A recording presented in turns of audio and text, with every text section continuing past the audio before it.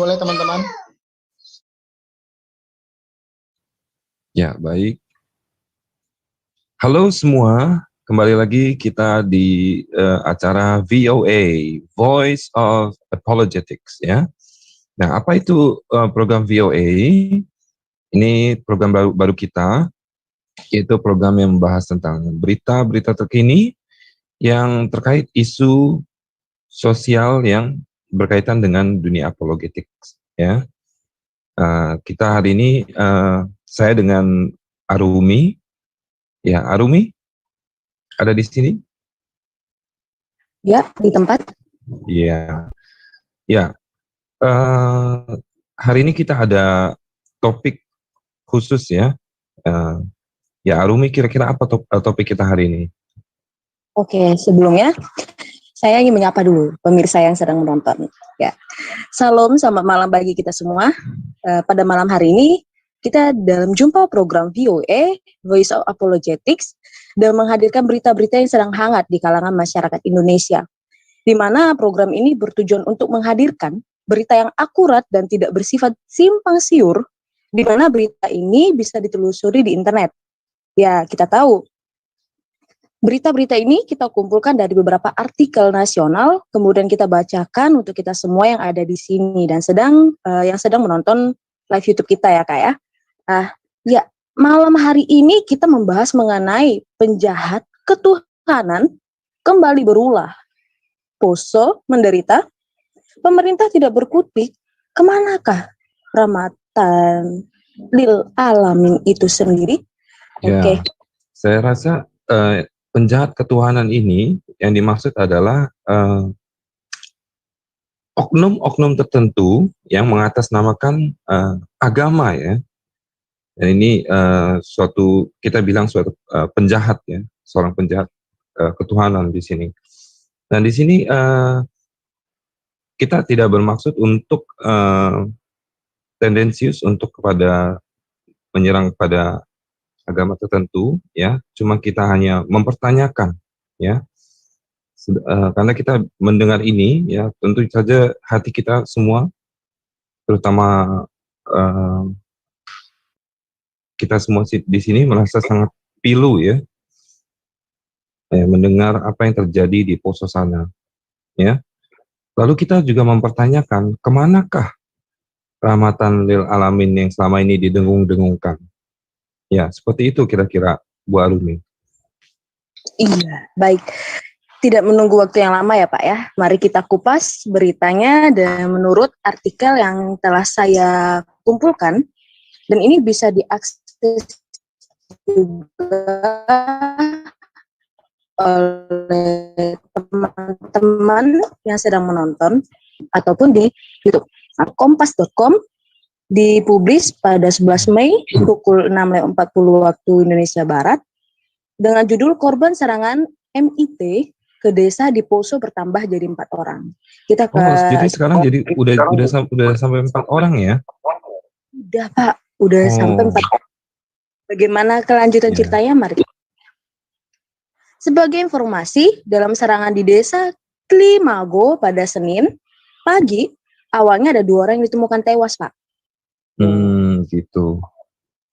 Terus awalnya 2 kan ya? Terus katanya 2 korban yang lainnya juga ditemukan setelah personil satuan tugas Madagoraya menyisir daerah sekitar tempat penemuan korban pertama. Jadi ada dua kelompok nih, maksudnya ada 2 tempat.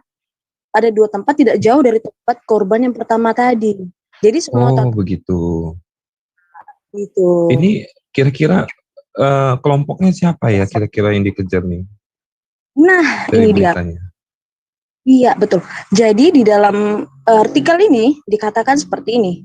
Pasca pertemuan 4 jenazah tersebut, pihak aparat gabungan terus melakukan pengejaran dengan menyekat beberapa jalan-jalan yang diduga menjadi pelintasan para DPO. Katanya anggota MIT, Pak. Oh, MIT itu apa ya, Bu Arumi? Oke, saya tunjuk Pak ya. Tapi sebelum ke situ kita lihat dulu kronologinya, Pak. Oh, baik. Kita harus tahu dulu pembunuhannya gitu. Pembunuhan 4 petani yang dipoto. Mari kita lihat ya Pak ya.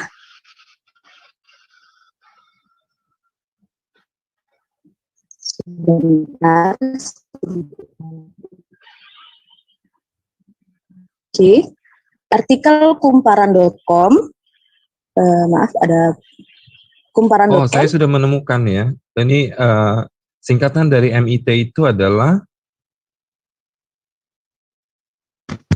Mujahidin Indonesia Timur ternyata. Iya Pak, betul.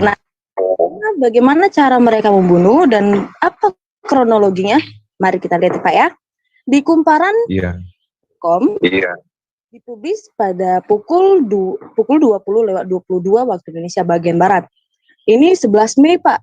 Ternyata beritanya cepat sekali menyebar ya Pak ya. Nih, dengan judul kronologi pembunuhan 4 petani di Poso oleh kelompok teroris Iya. MI tadi. Pak. Kronologinya Ya, Bu. bagaimana nih? Ya, coba saya bantu bacakan ya, Bu. Siap. Ya, pada pukul 7, ini ada saksi di pada warga desa Kalimago yang sedang berangkat ke kebun. Ya, sebelum tiba di kebun, saksi melihat anggota MIT yang dipimpin Qatar bersama 4 orang lainnya mengarah ke kebun saksi. Ya, boleh turun, Bu Arumi?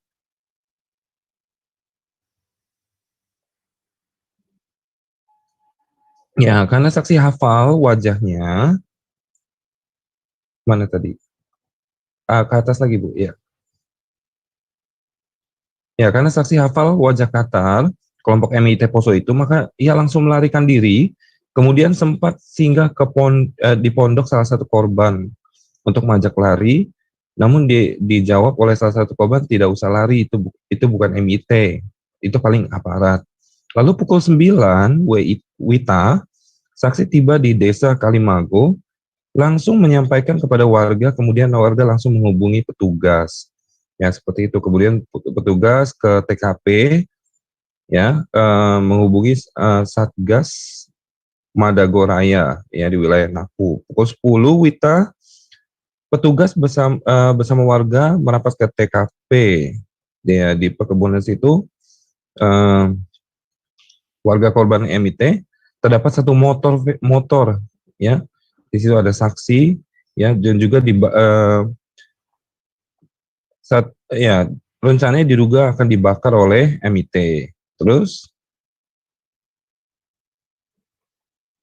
nah ini pukul 11, tibalah 2 orang Densus, ya, bersama 1 orang warga anggota Polsek Napu, ya, untuk mengecek, ya. Lalu tunggu, dan ditemukan korban yang dengan luka kepala terpisah dengan badan di dalam pondok kebunnya, dan korban lainnya berinisial SS terdapat tergeletak di depan pondok labu dengan luka digorok lehernya tidak putus. Wah, mengerikan sekali nih, Bu Arumi.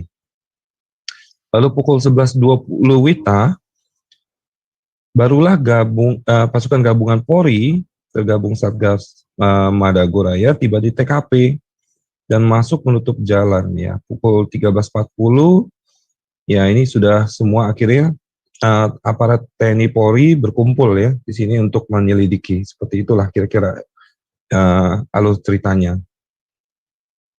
Baik, betul Iya. sekali. Pak Bunarges, ternyata untuk mendukung artikel yang kita bawa tadi, ternyata di sini ada nih salah satu keluarga dari korban Iya. yang dilakukan oleh MIT. Coba kita panggil dulu ya. Pak Santo, apakah masih di tempat Pak Santo? Ya, halo Pak Santo. Iya Kak, ya Kak. Ya, Halo. kalau boleh tahu Pak Santo, boleh perkenalkan diri dulu. Ya, saya salah satu keluarga korban yang ada di sana. Turut berduka cita ya Pak. Iya. Segenap CIA dan channel-channel apologetik lainnya, ya, mengucapkan turut berduka cita yang sangat mendalam. Ya, silakan teruskan Pak. Baik, begini Pak Santo, dalam kronologi yang dibacakan tadi melalui artikel itu, apakah betul kejadiannya seperti itu atau bagaimana nih Pak Santo? Bisa diberikan gambaran nih Pak Santo? Ya, seperti yang dibacakan dari artikel tadi itu ya, hampir sama ya. Cuman agak ada perbedaan sedikit punya. Nah, perbedaannya seperti apa? Menurut cerita keluarga, korban dari Bapak Desi dan Nenek Desi ini dan saksi, mereka bertiga cerita di pondok yang sama. Cuman setelah saksi mata ini melihat para pelakunya itu dari balik bukit situ, dia langsung lari. Cuman itu Nenek Desi dan Bapak Desi korban itu masih tinggal, kayak mereka kayak belum yakin kalau itu memang anunya, karena berhubung juga itu Nenek Desi yang korban lagi sakit, jadi mereka masih tinggal di atas. Cuman ini yang saksi sudah lari turun ke bawah. Tapi memang nggak curiga ya untuk ada kelompok ini gitu. Apakah iya, di desa katanya tersebut sudah agak curiga memang karena dari cara berpakaian mereka, dia sudah curiga. Cuman Bapak Desi dan Nenek Desi ini tidak terlalu perhatikan, jadi mereka masih tinggal. Saksi spontan langsung lihat kan, langsung kaget, jadi kabur, teriak sambil lari, teriak-teriak, suruh Nenek Desi dan Bapak Desi ini kabur, cuman mereka masih tinggal. Apakah ada banyak orang yang saat itu melihat dan mencoba untuk membantu menolong? Menurut keluarga enggak ada, cuman mereka bertiga dengan saksi ini, korban dua dan saksi sepi ya? Sepi karena kebun mereka juga agak jauh Pak dari pemukiman, lumayan jauh. Baik. Lalu apakah di desa tersebut memang sering ada isu seperti itu? Adanya anggota MIT itu? Kalau isunya sih sering juga, cuman kalau daerah situ memang sering terjadi. Cuman agak beda-beda kampung sebelah, karena berapa tahun yang lalu juga ada dari kampung sebelah. Cuman kebetulan lagi yang kemarin ini keluarga pas kena di kampung itu, di Kalimago. Ya, setelah kejadian ini, apakah ada trauma dari pihak keluarga yang ditinggalkan seperti itu, Pak? Kalau trauma kata iya sih, kalau trauma ada, karena masih nggak percaya itu bisa tiba-tiba kayak begitu. Ya, jadi sekarang setelah kejadian ini, bagaimana warga-warga di sana, Pak? Apa ada rasa ketakutan untuk keluar gitu pada jam-jam tertentu? Untuk sementara aktivitas warga dibatasi karena katanya sih petugas sementara melakukan penelusuran. Untuk sementara dibatasi aktivitas warga, masih dilarang dulu untuk ke kebun-kebun karena masih ada trauma juga. Ya, untuk kabarnya kelompok MIT ini apakah sudah tertangkap, Pak? Menurut dari atau masih dalam pengejaran? Keluarga belum, masih dalam pengejaran. Baik, karena setelah warga dan petugas sampai di tempat kejadian, mereka sudah tidak mendapat itu para pelaku. Kalau boleh tahu nih, ini korban ini siapanya Bapak ya? Saya keluarga dari korban, dari dua korban itu Pak. Tapi mereka yang tidak ada di foto itu, mereka yang paling atas, keluarga saya. Ya, keluarganya misal atas nama Pak Lese dan Papa. Itu apa ya hubungan dalam keluarga itu? Kalau dengan mereka itu sepupu satu kalinya dari bapak saya. Oh gitu.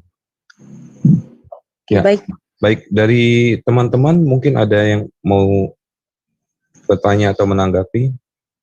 Sebelum itu, saya mau bertanya nih Pak, karena saya melihat beberapa kali ada kejadian di Poso mengenai teroris dari MIT ini.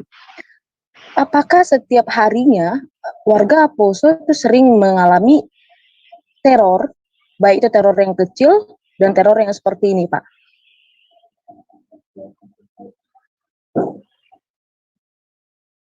Halo Pak Santo. Halo Kak, kenapa Kak? Bisa dulu. Di Poso kan udah berapa kali nih mengalami kejadian yang sama seperti ini. Nah, apakah alami atau teror, baik teror yang masih bersifat kecil dan teror yang bersifat sangat tidak manusiawi seperti ini ya Pak ya. Aduh, kurang jelas jaringannya agak putus-putus Kak. Ya, maksudnya apakah di sana sering terjadi teror gitu? Apakah setiap hari atau misalkan ya sering terjadi seperti itu Pak, teror? Oh ya, kalau di sana katanya biasa dengar isu-isu, ya katanya keluarga memang biasa dengar isu katanya ada orang yang kayak orang yang baru dikenal lagi, yang baru kelihatan, biasa katanya pergi berbelanja, jadi warga kayak merasa tertekan begitu, kayak diteror begitu, katanya ada orang baru yang pergi, jadi untuk sementara dibatasi lagi aktivitasnya ke kebun. Biasa katanya memang ada orang-orang yang anu. Apakah sudah diketahui motif dari MIT ini Pak? Untuk sementara belum Pak, karena masih dalam penyelidikan. Oh gitu ya. Iya. Ya, dari teman-teman bagaimana? Ada yang mau menanggapi? Ini nanti kita akan menanggapinya setelah nanti dari Pak Santo ini. Terima kasih ya Pak Santo ya. Ya.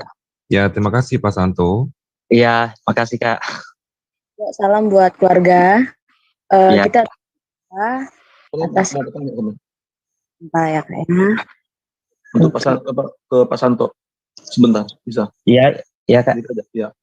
Jadi mereka ini memang sasarannya ini ya daerah hutan, hutan atau perbukitan gitu ya. Dari kejadian yang sebelumnya juga sepertinya begitu Pak, karena mereka menyerang warga pada saat lagi berada dalam kebun. Itu pun juga mereka menyerangnya yang kayak warga yang kebunnya yang paling dalam lah, yang jauh dari pemukiman. Jadi warga yang dibunuh ini apakah memang semuanya beragama Kristen atau juga ada yang beragama lain Pak?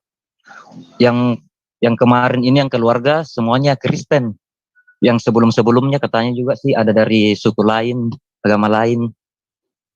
Oh, jadi tidak hanya agama Kristen gitu yang pernah di ini. Iya. Oh. Iya. Cuman yang kemarin ini yang keluarga mereka berempat ini Kristen. Iya. Dan juga apakah tempat ibadahnya juga kayak kemarin kan pernah ada, saya lupa, 1 bulan yang lalu ya atau 3 minggu lalu ada juga kejadian seperti itu kan, bahkan gereja Balak Selamatan kalau saya tidak salah itu dibakar apa di mana itu. Nah, apakah yang kejadian yang kemarin ini ada juga gereja yang di ini berdasarkan informasi dari keluarga Pak Santo? Kalau gereja kayaknya nggak ada sih kalau untuk karena yang kemarin gereja itu lain lagi daerahnya, dibilang daerah bagian Palolo. Oh, beda daerah ya? Iya, beda daerah, agak jauh lah dari Napu ini. Oh, jadi jaraknya tuh sudah jauh ya dari tempat yang baru-baru ini? Iya, jauh, sangat jauh. Oh, ya. Iya. Oke, terima kasih Pak Santo. Iya, Pak. Baik, terima kasih ya Pak. Ya. Ya, Bu Arumi, saya jadi penasaran nih, bagaimana sih sepak terjang MIT ini? Iya, baik. Saya akan menampilkan mengenai MIT ini sendiri, Pak. Jadi ada 2 artikel nanti yang saya tampilkan. Pertama yang satu dulu, Pak ya, di mana secara umum baru nanti sepak terjang yang dilakukan oleh MIT ini sendiri. Oke, pertama sekali, apa itu MIT? Baik, MIT ini menurut dari kompas.com yang dipublikasikan pada 3 Desember 2020 yang lalu, tercatat seperti ini. Kelompok Mujahidin Indonesia Timur atau MIT ramai diperbincangkan karena apa? Dituduh polisi terlibat dalam pembunuhan satu keluarga yang tahun lalu. Lalu, apa yang dilakukannya? MIT kerap melakukan aksinya di Poso, Sulawesi Tengah. Sebelumnya, anggota kelompok itu disebut polisi membunuh warga Bu Arumi, di Poso pada 8 Agustus. Ya, sinyalnya agak putus-putus. Anggota polisi di sebuah bank. Ya, siapa? Ya, sinyalnya agak putus-putus. Oke, baik. Ya. Ini udah ya. Oke. MIT sendiri merupakan kelompok mujahidin Indonesia Timur, di mana mereka ini melakukan aksinya di Poso, Sulawesi Tengah. Sebelumnya, anggota kelompok ini disebut polisi membunuh si warga sipil di Poso pada 8 Agustus, menembak anggota polisi di sebuah bank di Poso pada 15 April. Kemudian mereka juga diduga terlibat pembunuhan 2 warga sipil di Parigi Moutong pada 27 Juni 2019. Ya Bu, boleh saya bantu? Awalnya kelompok ini Halo? dipimpin oleh Santoso. Boleh saya bantu bacakan soalnya suaranya agak putus-putus ya. Ya silahkan Pak, Ya, silahkan saya Pak. lanjutkan ya. Jadi mereka ini diduga terlibat pembunuhan 2 warga sipil di Parigi Mutong pada 27 Juni 2019 lalu ya. Kelompok ini awalnya dipimpin oleh Santoso yang tewas dalam baku tembak dengan personel operasi Tinombala di Poso pada 18 Juli 2016. Satgas Tinombala memang digelar untuk mengejar anggota kelompok tersebut. Ya, setelah itu Ali Kalora menggantikan posisi Santoso memimpin kelompok MIT bersama dengan Basri. Lalu setelah Basri tersangkap, Jenderal Purnawirawan Tito Karnavian selaku Polri saat itu menetapkan Ali Kalora sebagai target utama dari operasi Tinombala pada tahun 2016. Ya, jadi cikal bakal lahirnya MIT ini tidak bisa dipisahkan dengan keberadaan Jemaah Ansharut Tauhid atau JAT yang didirikan Abu Bakar Bashir pada tahun 2008. Pada 2009 sejumlah kelompok milisi beserta jaringan anggota organisasi lainnya tersebut berencana mendirikan negara Islam di Indonesia. Misi tersebut mereka realisasikan dengan memulai pengadaan latihan militer bagi anggota mereka untuk berperang melawan pemerintah. Saat itu Aceh dipilih sebagai lokasi pelatihan militer, namun tahun 2010 proyek pelatihan militer itu kandas lantaran terbongkar oleh polisi dan menjadikan Abu Bakar Bashir sebagai terpidana. Bashir didakwa mendanai pelatihan militer tersebut. Beberapa anggota milisi yang terlibat dalam pelatihan militer itu berhasil meloloskan diri dari kejaran polisi. Ya, mereka akhirnya membentuk sel-sel teroris masing-masing, namun saling terhubung satu sama lain. Ya, kira-kira seperti itulah ya gambarannya. Nah, berarti kelompok ini masih ada kaitannya dengan kejadian sebelumnya ya, Bu Arumi ya?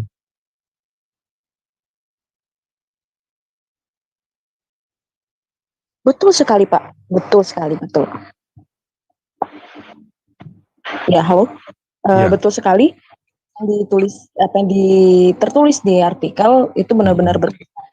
Jadi rentetan sepak terjang mereka ini benar-benar udah diawasi dari awal ternyata Pak. Oh gitu. Ya ini sudah ada yang mengangkat tangan, raise hand.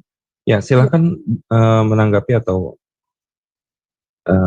berdiskusi ya, silakan. Iya, jadi singkat saja dari saya. Jadi saya lebih menyoroti terkait bagaimana pemerintah menangani hal ini ya. Kami masyarakat awam tidak terlalu mau pusing. Kami membayar pajak, kami warga negara yang baik, kami umat Kristen, kami warga gereja. Kami melihat konflik di Poso ini kan sudah sejak lama ya, kalau tidak salah awal tahun 2000 ya. Bahkan tahun tercatat ya di literatur yang umum sudah ada sejak tahun 98 konflik-konflik sosial kemasyarakatan ini yang menjadi penyebab konflik agama ini isu agama itu sudah dari tahun 98. Nah, saya sebenarnya ingin mempertanyakan seperti apa sih pemerintah saat ini ya, sejauh ini sudah 20 tahun loh. Dan umat Kristen di sana memang begini. Memang waktu itu ada semacam kecemburuan sosial ya, karena warga-warga pendatang yang mayoritas Islam di Kota Poso itu secara ekonomi lebih baik daripada warga-warga asli. Itu sudah rahasia umum di berbagai daerah. Kenyataan umum, sorry. Nah, itu pemicu awalnya, tetapi kan memang saat itu tidak pernah tuh umat Kristen berbondong-bondong untuk ikut memprovokatori dengan berjihad ke sana kira-kira seperti itu. Tapi kenyataannya kan Poso menjadi medan perang ya saat itu dari umat Muslim saat itu dari berbagai daerah. Ini faktanya seperti itu. Nah, pemerintah berhasil menyelesaikan relatif mungkin kurang dari 2 tahun ya. Tahun 2001 ada deklarasi Malino ya. Di situ ada Pak Yusuf Kala, mediasi dan sebagainya. Terus pihak-pihak yang dianggap bertanggung jawab di lapangan itu juga tokoh-tokoh yang ikut berperang itu juga sudah ditangkap bahkan dihukum mati.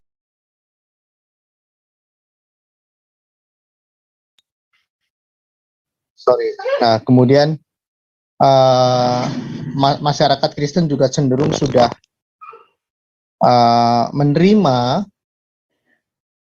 hasil keputusan itu dan hampir tidak ada eskalasi dari umat Kristen gitu ya, dari warga yang beragama Kristen. Ini menunjukkan Kristen kembali kepada prinsip imannya untuk tidak berperang, tidak kekerasan, tidak ada kebencian dan menggunakan ajaran kasih.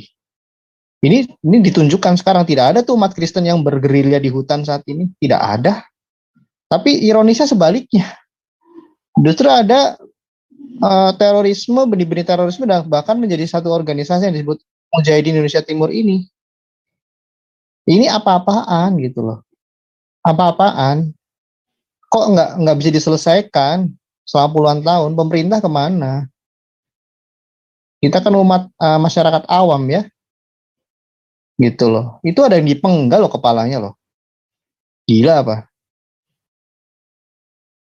Dan mereka mengatasnamakan Tuhan ya, meskipun kami juga tidak terus kami kehilangan akal untuk menganggap umat muslim itu teroris, tidak, kami tetap mengasihi, setiap hari kami berdialog dengan teman-teman muslim, kami percaya umat muslim masih ada yang menjunjung tinggi rahmatan lil alamin, tetapi kami mempertanyakan kenapa rahmatan lil alamin ini tidak seluruhnya mengusung, ada pihak-pihak yang bahkan mungkin mencederai itu.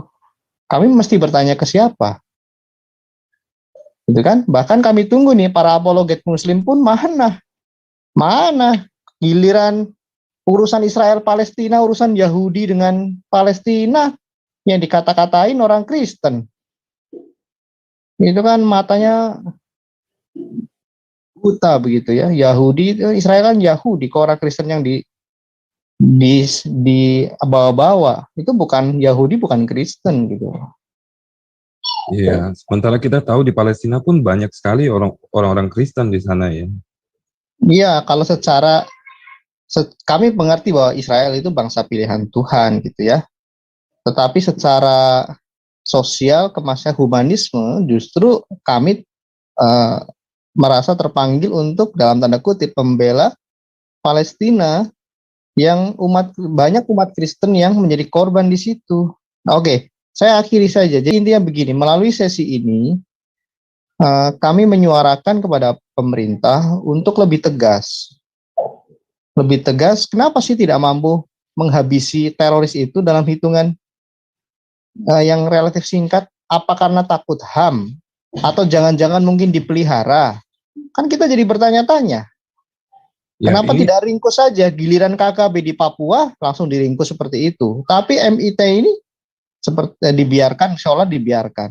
Mana letak keadilannya dan kemampuan penegakan hukumnya itu. ya, Jadi saya baik. saja terima kasih.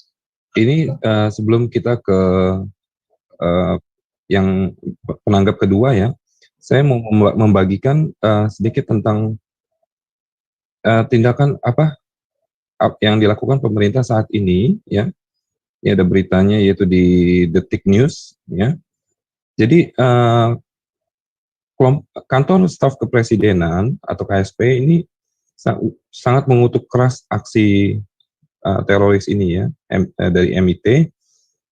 Lalu saat ini pemerintah sedang berusaha untuk melakukan pengejaran penindakan terhadap kelompok ini. Ya, menurut Deputi 5 Kepala Staf Kepresidenan Jaleswari ya. Dalam keterangan tertulis di sini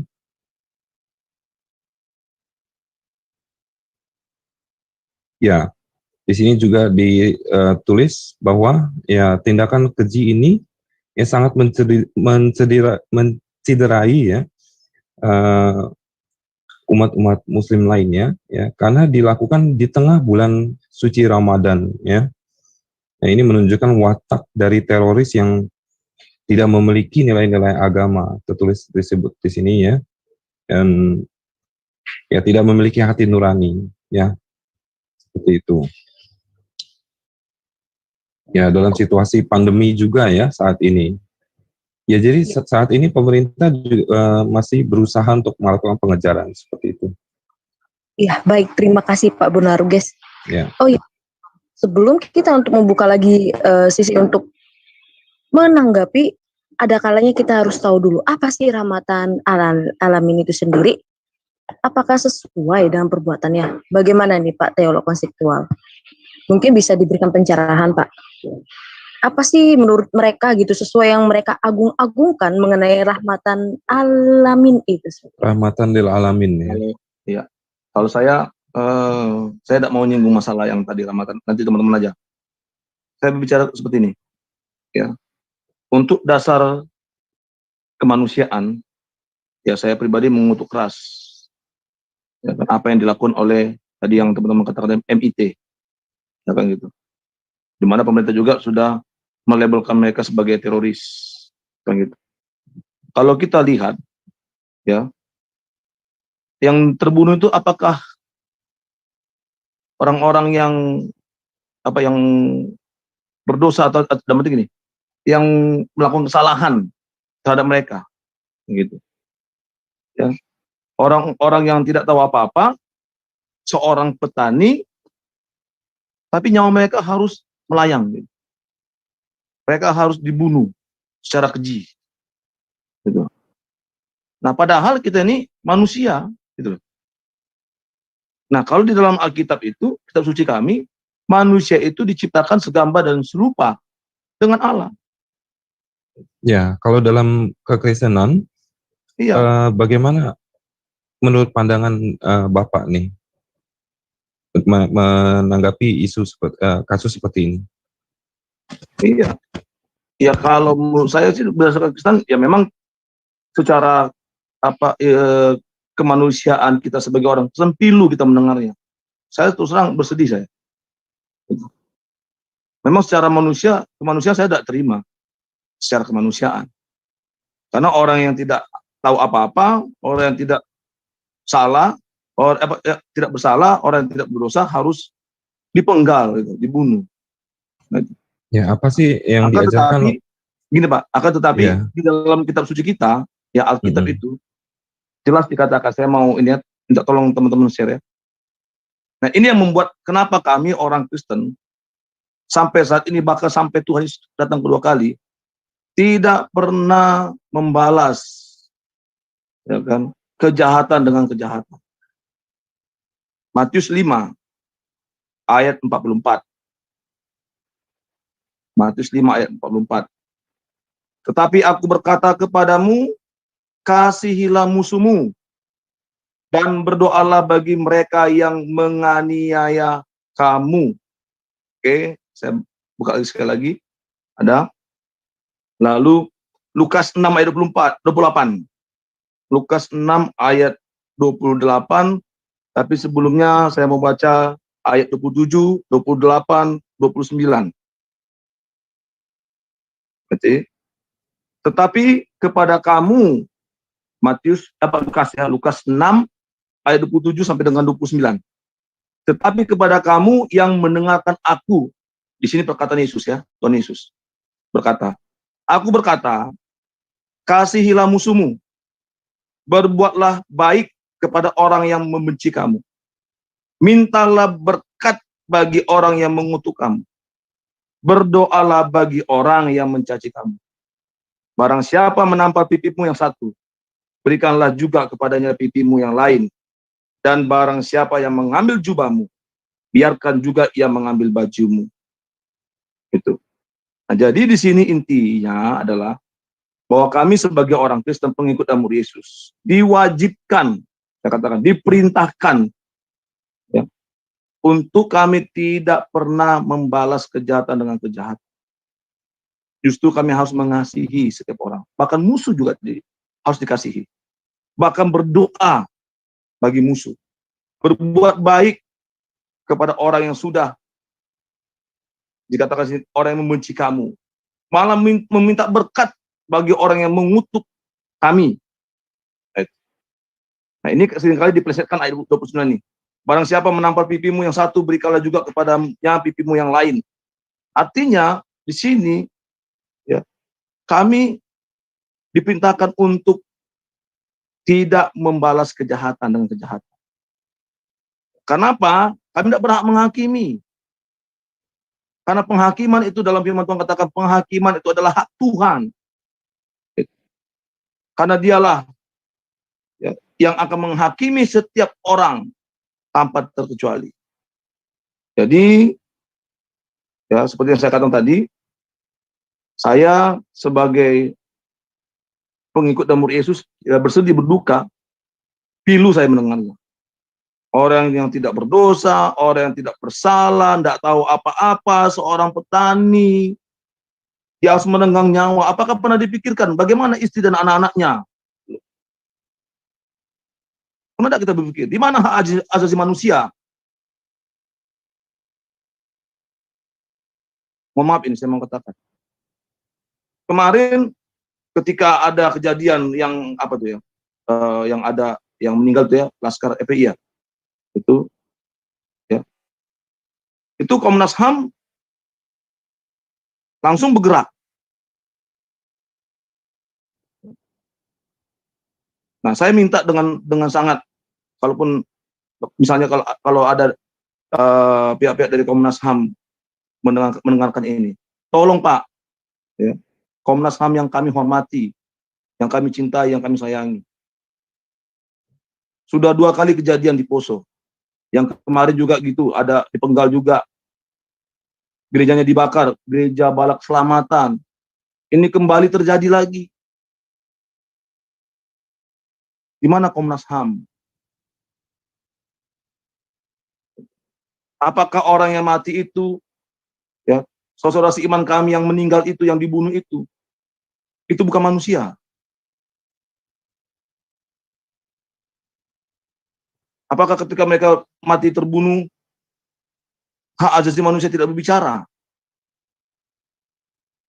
Mohon untuk Komnas HAM dengan segala hormat, ya, tolong Pak, diperhatikan itu di Poso. Iya. Bagaimana istri dan anak-anak mereka, gitu.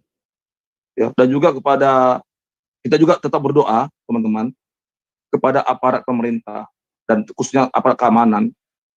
Karena ini kita tidak menyudutkan agama, tidak ya. Kita tertuju kepada oknumnya. Tadi teman-teman sudah bilang tadi MIT. Ya. Mohon juga untuk segala hormat, ya, kita juga berdoa untuk aparat keamanan supaya mereka juga bisa berbuat yang terbaik di Poso, ya, untuk memberantas habis teroris yang ada di Poso. Ya. Nah, mudah-mudahan ini juga didengar, ya, supaya aparat keamanan tadi teman-teman sudah membuka di Kompas ya, sudah bergerak, ya. Ya, kita mendukung sama-sama lewat doa supaya mereka dengan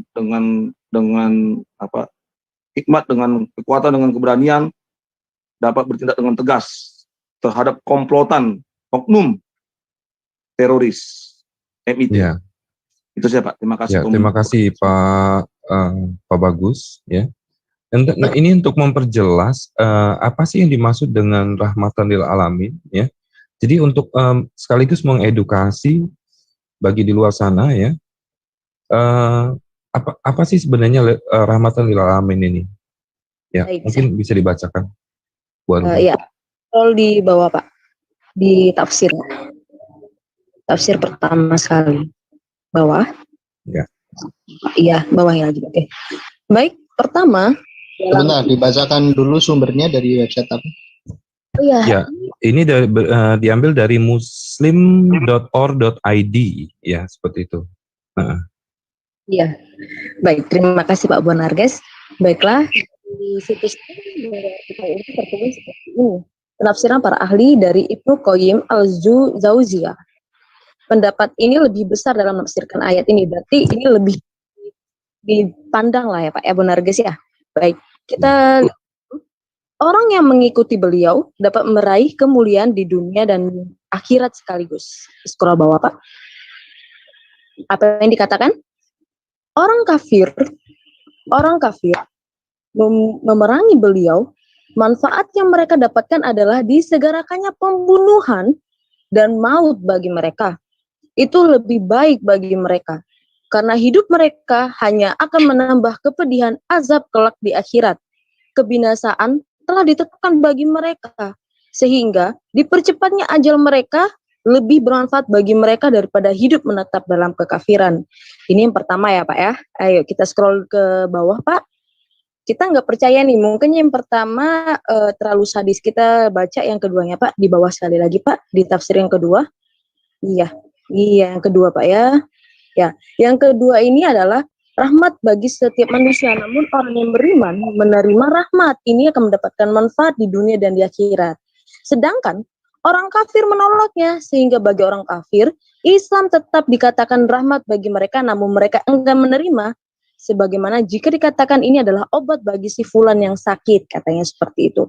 Nah, di sini dikatakan sudah jelas bahwa tidak adanya rahmat bagi yang di luar dari ajaran ini.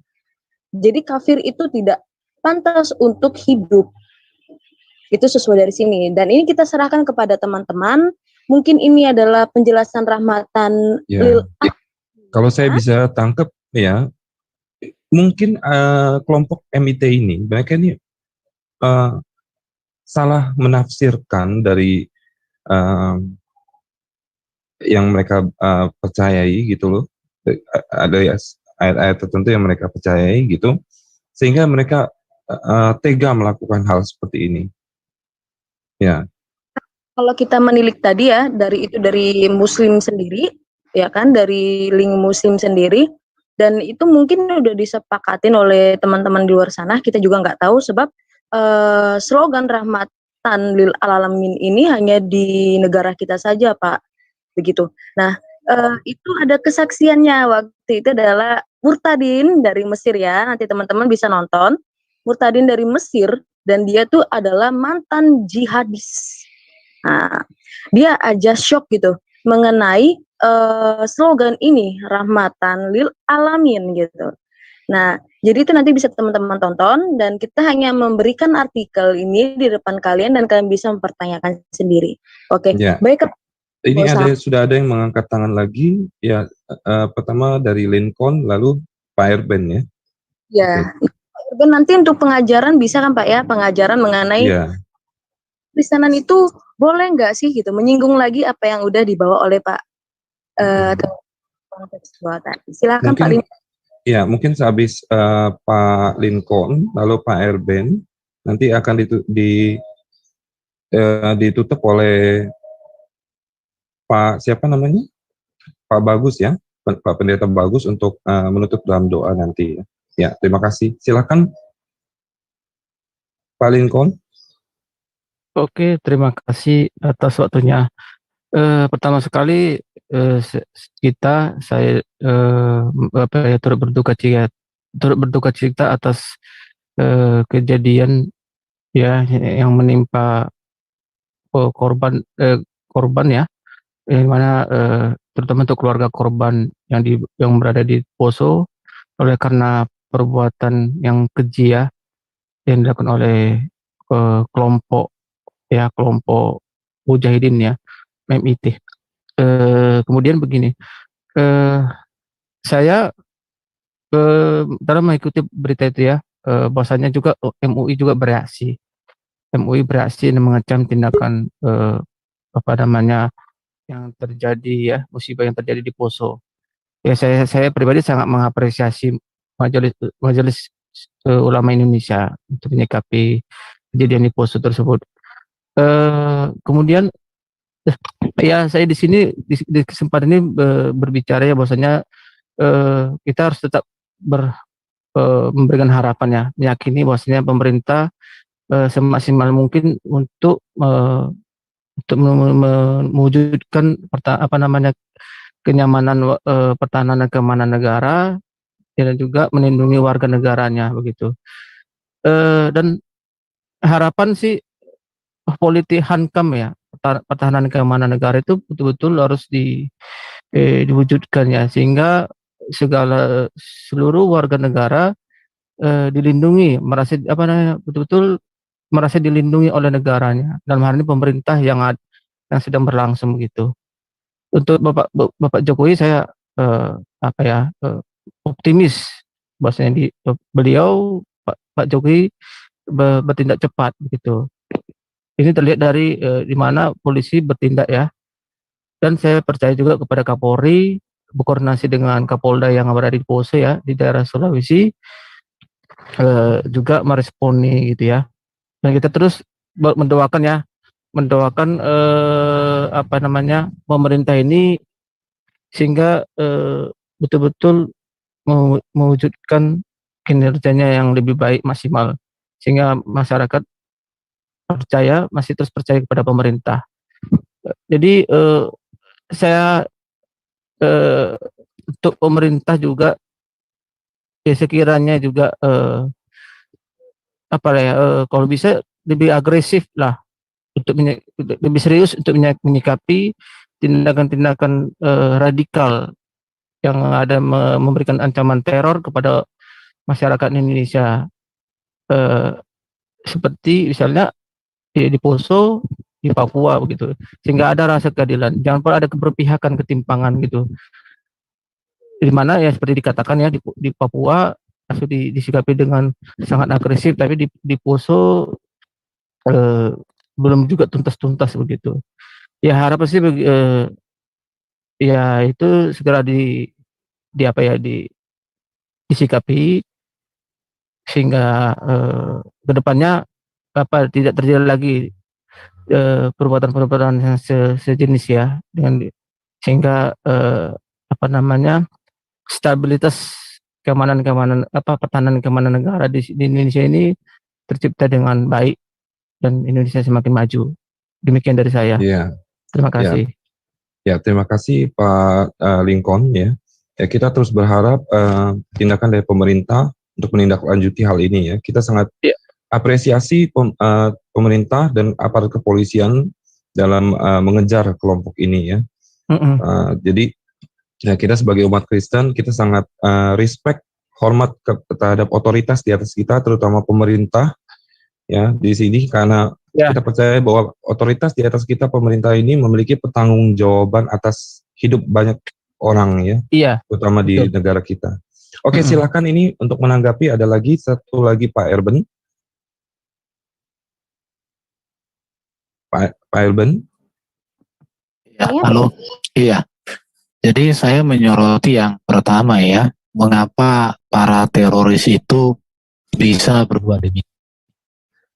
Bisa jadi mereka ini pada awalnya adalah orang-orang yang taat dalam keagamaan, tetapi mereka berada di tangan ulama yang tidak tepat di situ ya. Mungkin itu salah satu. Kenapa? Karena kita lihat juga kan di Indonesia ada beberapa orang ulama yang kadang mengeluarkan kata-kata tentang menjadi Islam yang sejati itu adalah menjadi teroris, ada yang ngomong begitu. Harusnya begini, menurut saya pemerintah harus bertindak terhadap ulama-ulama yang demikian, yang mengajarkan hal-hal yang seperti itu harus ditangani. Bahkan MUI pun harus bertindak sebenarnya, tapi ini bagian internal mereka. Karena ini kalau ulama-ulama yang demikian itu tidak ditindak, dan boleh dikatakan tidak ada tempat ulama yang radikal atau ulama khilafah lah di Indonesia, itu harus segera dihilangkan dari Indonesia ini. Itu. Ya, harusnya lebih mengedukasi seperti itu ya. Iya. Nah, baru juga kita perlu mengajak untuk semua umat beragama siapapun itu jangan menjadi umat beragama yang membeo. Membeo itu artinya gini.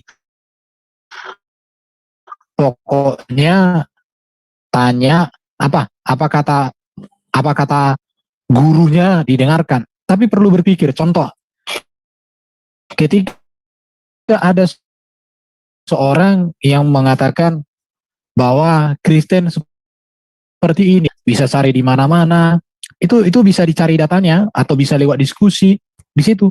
Baru ada lagi orang mengajarkan jangan sentuh Alkitab, ada iblis di situ. Macam-macam begitu kan.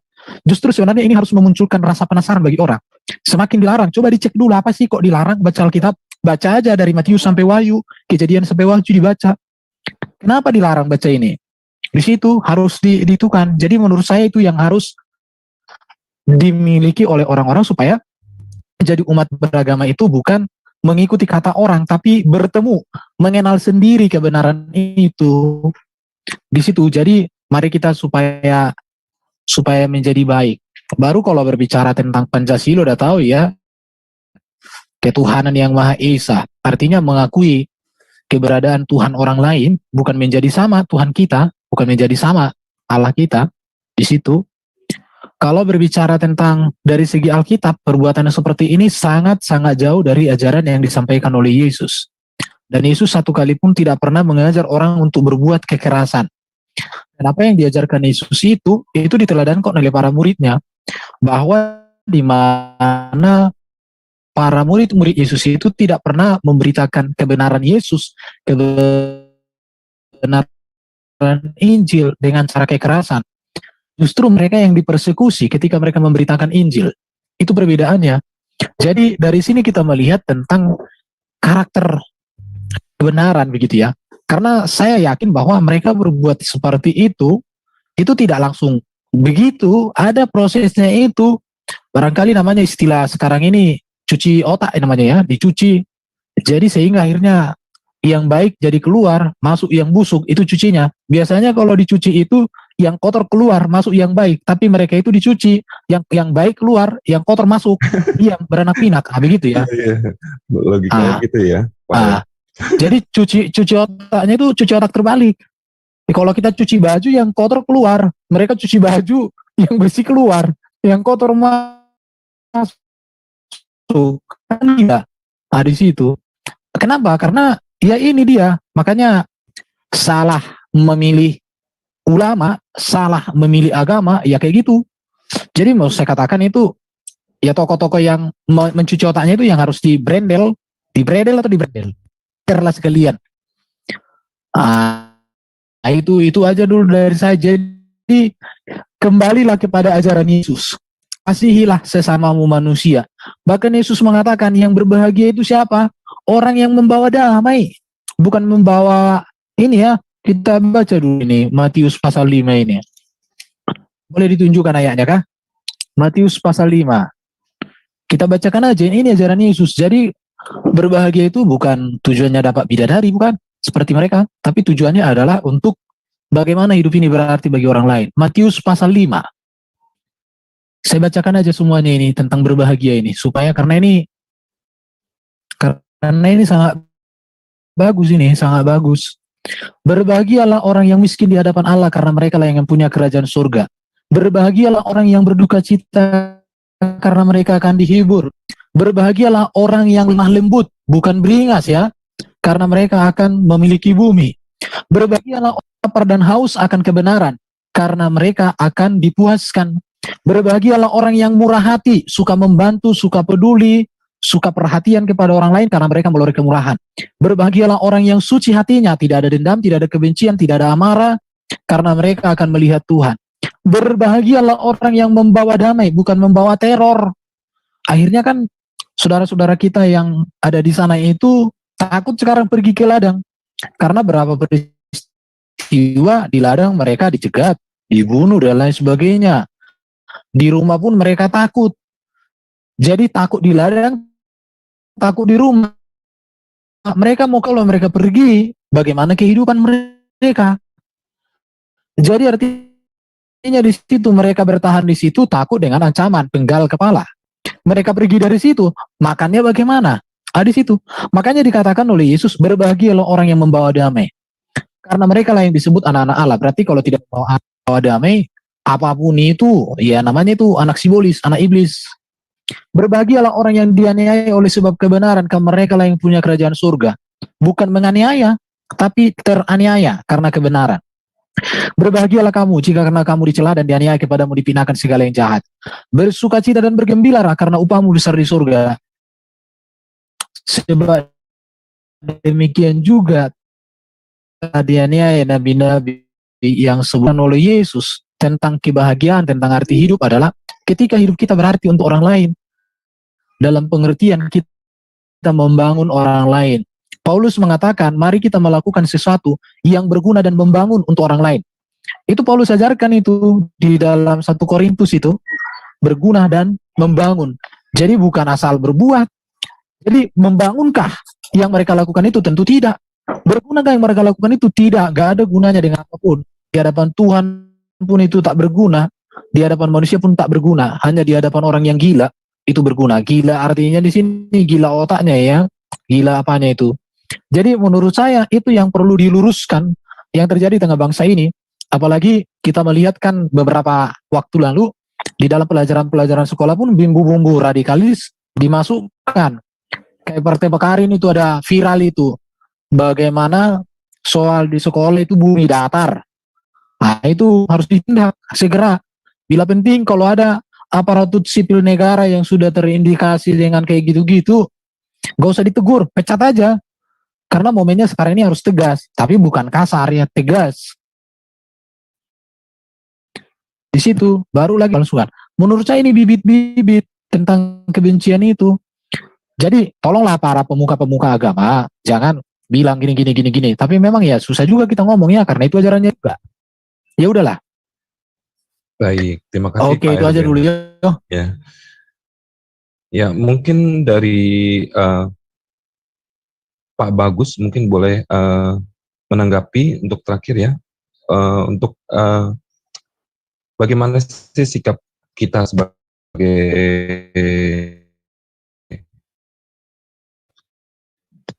orang Kristen dalam hal ini gitu. Pak Ban? Ya. Ya. Oke. Jadi sekali lagi saya katakan, untuk semua orang Kristen yang ada di Indonesia, ya, kita sebagai pengikut dan murid Yesus tidak diajarkan untuk membenci musuh kita. Kita tidak diajarkan untuk membalas kejahatan dengan kejahatan. Tadi Pak Erben dan saya juga sudah memaparkan dari Alkitab, kitab suci kita. Firman Tuhan itu sendiri. Dan juga tadi Pak Erben mengatakan juga, Rasul Paulus juga mengajarkan seperti itu. Bahwa kita harus mengasihi musuh kita, mengasihi sesama manusia seperti diri kita sendiri. Tidak membalas kejahatan dengan kejahatan, tapi balas kejahatan dengan kebaikan. Doakan mereka dan beri tempat kepada Allah untuk menjadi hakim atas mereka. Kita tidak perlu menghakimi mereka, tidak. Karena kita bukan hakim. Kita bukan Allah, bukan. Tapi pembalasan itu dan penghakiman itu adalah hak dari Tuhan itu sendiri. Ya, jadi itu inti dari apa yang kita bicarakan ya di malam hari ini. Ya, kita sama-sama berdoa kepada aparat keamanan, berdoa untuk pemerintah, berdoa untuk Komnas HAM supaya aparat keamanan dapat bekerja dengan baik, ya, memberantas terorisme yang merugikan manusia dan merugikan negara. Ya, mari kita menundukkan kepala. Saya mengundang para hadirin di sini dan para penonton YouTube di luar sana. Kita bersatu hati mendoakan bagi para korban dan mendoakan untuk MIT ini untuk segera bertobat ya dan menyerahkan diri. Ya. Oke. Silakan Pak. Kita berdoa. Bagus. Ya, kita berdoa. Bapa, kami sungguh bersyukur kepadamu atas setiap kasih karuniamu dalam kehidupan kami. Kami memuliakan Engkau, ya Bapa. Kami menyembah Engkau, ya Bapa. Karena Engkaulah sumber dari segala sesuatu. Engkau telah menciptakan kami segambar dan serupa dengan Engkau. Bapa, malam hari ini kami merasa pilu. Kami berduka karena kejadian di Poso. Ada 4 orang yang menjadi korban dari teroris. Berdasarkan apa yang kami baca dan dengar, MIT. Bapak, kami bersatu hati berdoa kepada Engkau untuk keluarga korban yang terbunuh. Hiburkan mereka ya Tuhan. Balut duka cita mereka atas kehilangan orang yang mereka kasih dan mereka cintai. Berkati mereka ya Tuhan. Engkau ya Tuhan, sumber penghiburan yang akan menggantikan duka cita yang mereka alami dengan sukacita lewat berkat-berkat, lewat penghiburan yang sejati yang berasal daripada Engkau. Bapak, kami berdoa untuk yang menjadi korban. Kami yakin Tuhan, mereka sudah tenang, sudah ada di samping Tuhan. Dan kami percaya darah orang martir akan menjadi kesaksian yang hidup bagi setiap orang. Kami berdoa Tuhan untuk kelompok teroris MIT yang sudah menghilangkan nyawa yang 4 orang itu Tuhan. Bapak, tidak ada yang mustahil bagi Tuhan.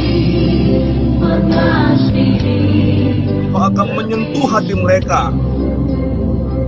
Sama seperti ketika Engkau Tuhan menangkap Saulus, seorang yang tadinya penjahat, membunuh orang-orang Kristen.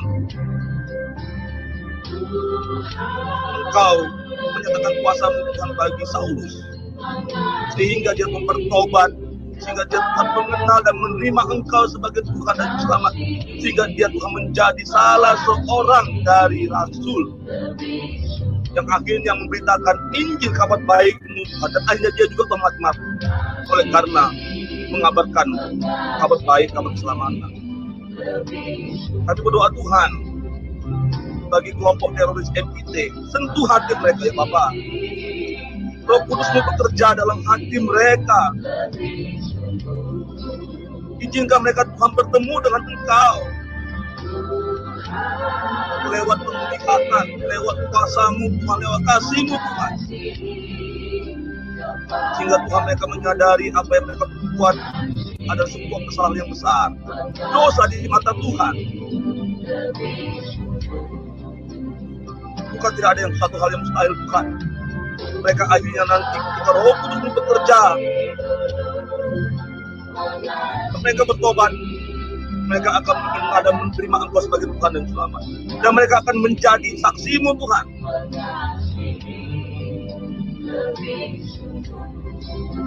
Ya Bapak, ampuni mereka Tuhan. Sama seperti firman-Mu Tuhan yang mengajarkan kami untuk kami berdoa bagi musuh kami, bagi orang yang telah menganiaya kami. Kami saat ini Tuhan berdoa bagi mereka, para teroris, kelompok teroris MIT Tuhan. Bapak kami surga, Bapak kami yang baik. Kami berdoa Tuhan untuk pemerintah kami. Bapak Presiden, Wakil Presiden, para menteri, utama Tuhan, Komnas HAM, dan khususnya Tuhan, aparat keamanan TNI dan Polri. Berkati mereka ya Tuhan. Pakai mereka Tuhan sebagai alat-Mu untuk menciptakan keadilan di tengah-tengah bangsa kami Tuhan, bagi seluruh masyarakat Indonesia tanpa terkecuali. Karena kami yakin dan percaya Tuhan, mereka lah wakil Tuhan di tengah-tengah Indonesia ini, bumi ini Tuhan. Tempat di mana kami hidup. Berkati mereka Tuhan, pemerintah kami. Mampukan mereka ya Tuhan. Berikan mereka Tuhan hikmat. Nyatakan kasih-Mu Tuhan kepada mereka Tuhan. Istimewa Tuhan untuk aparat keamanan. Agar mereka Tuhan dapat bertindak dengan tegas. Lindungi Tuhan para aparat keamanan ketika mereka bekerja di Poso. Terima kasih Bapak. Kami percaya Tuhan bahwa Tuhan yang kami sembah, Tuhan yang kami imani hidup. Tuhan yang kami imani, Tuhan yang selalu mendengarkan doa kami. Allah yang kami sembah adalah Allah yang akan bekerja.